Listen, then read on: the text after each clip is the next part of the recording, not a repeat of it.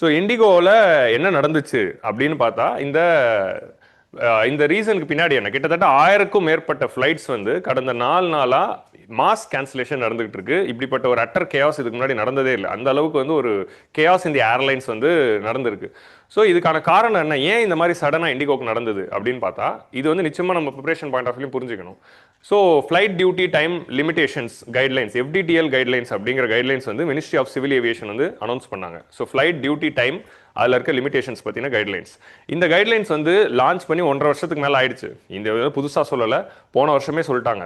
அந்த கைட்லைன்ஸில் வந்து என்ன சொல்லியிருந்தாங்க அப்படின்னு பார்த்தா, ஃப்ளைட்டில் பைலட் இருக்காங்களே, அந்த பைலட்டோடைய ஒர்க்கிங் ஹவர்ஸில் அவங்களுக்கு கொஞ்சம் ஒரு ஈஸ் கொடுக்கணும் அப்படிங்கிற எய்மில் அதை லான்ச் பண்ணியிருக்காங்க.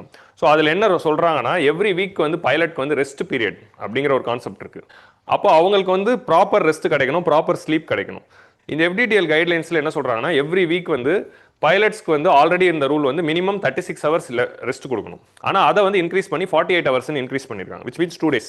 அப்போது 5 நாள் வேலை செய்யணும், 2 நாள் ரெஸ்ட் அப்படிங்கிற இந்த ஒரு ரிஜைம் சேஞ்ச் வந்து கொண்டு வந்தாங்க. ரெண்டாவது அனௌன்ஸ்மெண்ட் என்ன பண்ணுறாங்கன்னா, நைட் டியூட்டி ஒரு வாரத்தில் மேக்ஸிமம் 2 நாள் தான் நைட் டியூட்டி பண்ணணும் அப்படிங்கிற இந்த கைட்லைன்ஸ் கொண்டு வராங்க.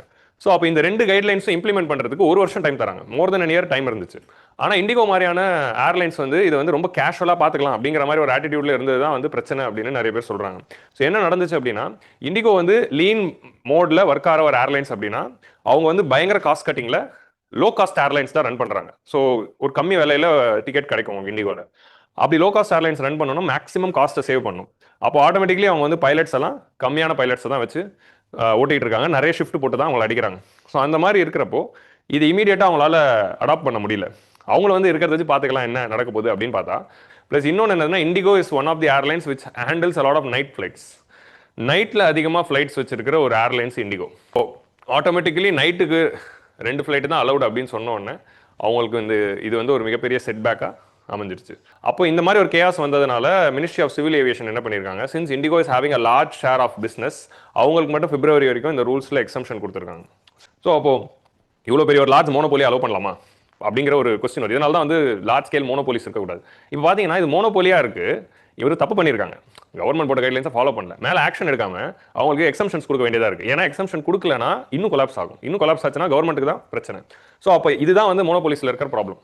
ஸோ இதனால தான் வந்து நம்ம வந்து காம்படிஷன் இன்க்ரீஸ் பண்ணணும். ஒரே கம்பெனி ஃபுல் மார்க்கெட்டிங் கேப்சர் பண்ணுற மாதிரியான சுச்சுவேஷன்ஸை வளர்க்க விடக்கூடாது.